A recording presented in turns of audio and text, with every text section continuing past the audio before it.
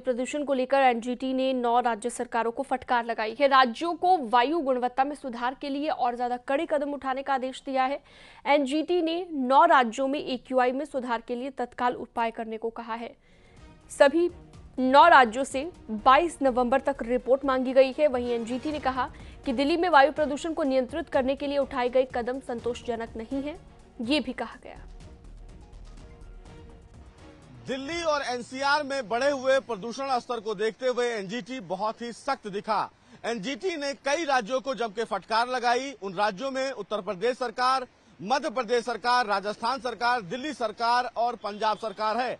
हालांकि इस पूरे मामले में सुनवाई के दौरान एनजीटी ने मध्य प्रदेश, राजस्थान, इन तमाम राज्यों से ये पूछा है कि आखिर इन तमाम राज्य सरकारों ने और इन राज्यों के प्रदूषण कंट्रोल बोर्ड ने अपने अपने राज्यों में प्रदूषण को कम करने के लिए कितने उचित और कारगर कदम उठाए हैं। दरअसल मामले की सुनवाई करते हुए एनजीटी ने मध्य प्रदेश सरकार, राजस्थान सरकार, पंजाब सरकार से यह सवाल किया है कि जिस तरह एयर पोल्यूशन लगातार बढ़ रहा है, ऐसे में इन राज्य सरकारों के द्वारा प्रदूषण को कम करने के लिए क्या उचित कदम उठाए।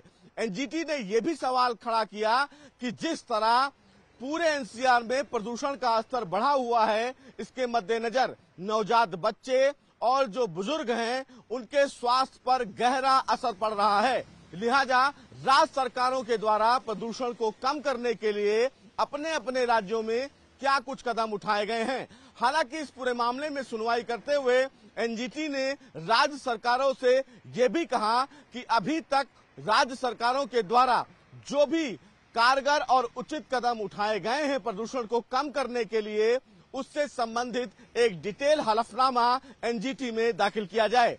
दरअसल एनजीटी 22 नवंबर को दोबारा इस पूरे मामले पर सुनवाई करेगा। हालांकि एनजीटी ने तमाम राज्य सरकारों को सचेत करते हुए ये भी कहा कि जब एनजीटी का पुराना आदेश पहले से ही लागू है तो राज्य सरकारों के द्वारा आखिर समय रहते कदम क्यों नहीं उठाए गए। बहरहाल एनजीटी ने मध्य प्रदेश सरकार, राजस्थान, पंजाब, हरियाणा, यूपी, दिल्ली इन तमाम राज्यों से सवाल किया है कि प्रदूषण को कम करने के लिए इन तमाम राज्य सरकारों की तरफ से क्या कुछ उचित कदम उठाए गए हैं। देखना बेहद अहम होगा कि अब जब 22 नवंबर को इस पूरे मामले में दोबारा सुनवाई होगी तो तमाम राज्य सरकारों के द्वारा प्रदूषण को कम करने के लिए जो भी कदम उठाए गए हैं उस मसले पर क्या कुछ कहा जाता है।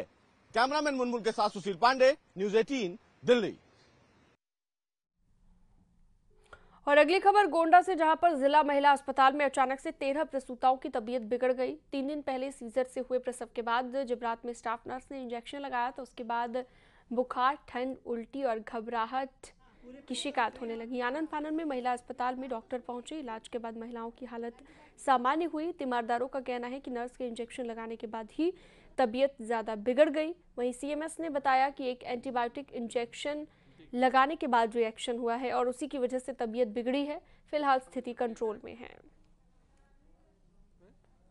आज ये ऑपरेशन के तीसरे दिवस के मरीज हैं जिनको शाम की डोज की एंटीबायोटिक लगी थी, जो कि रिएक्शन कर गई और इनको समय से सब मैनेज हो गया, जिसके कारण उनको बुखार, ठंडी लग करके बुखार आया था। अब सभी मरीज ठीक हैं।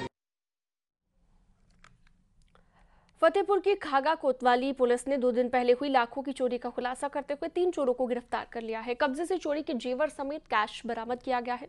2 दिन पहले मकान का ताला तोड़कर चोरों ने जेवरात और कैश पर हाथ साफ कर लिया था। फिलहाल चोरों को जेल भेज दिया गया है और आगे की कार्रवाई की जा रही है। विजयनगर मोहल्ले में राज बहादुर उर्फ ननकू सिंह के यहाँ एक चोरी घटना हुई थी। आज खागा पुलिस द्वारा घटना का सफल अनावरण करते हुए घटना में सम्मिलित 3 अभियुक्तों को गिरफ्तार किया गया है, जिनके कब्जे से चोरी किए गए 100% सामानों की बरामदगी की गई है, जिसमें पायल, कान की बाली, लॉकेट व बिछुआ 100% बरामदगी हुई है। और अगली खबर वाराणसी से, लोक आस्था के महापर्व डाला छठ पर वीआईपी कल्चर हावी है और इसके आधार पर ही घाटों की छिकाई की जा रही है। बाकायदा पद और रुतबे का जोर दिख रहा है। सर्किट हाउस, पुलिस लाइन के नाम पर भी छठ पूजा के लिए जगह जगह पर बुकिंग की जा रही है। वाराणसी में वरुणा के किनारे बने शास्त्री घाट पर छठ पूजा की तैयारी हो रही है। और वक्त एक छोटे से ब्रेक का, जल्द लौटते हैं।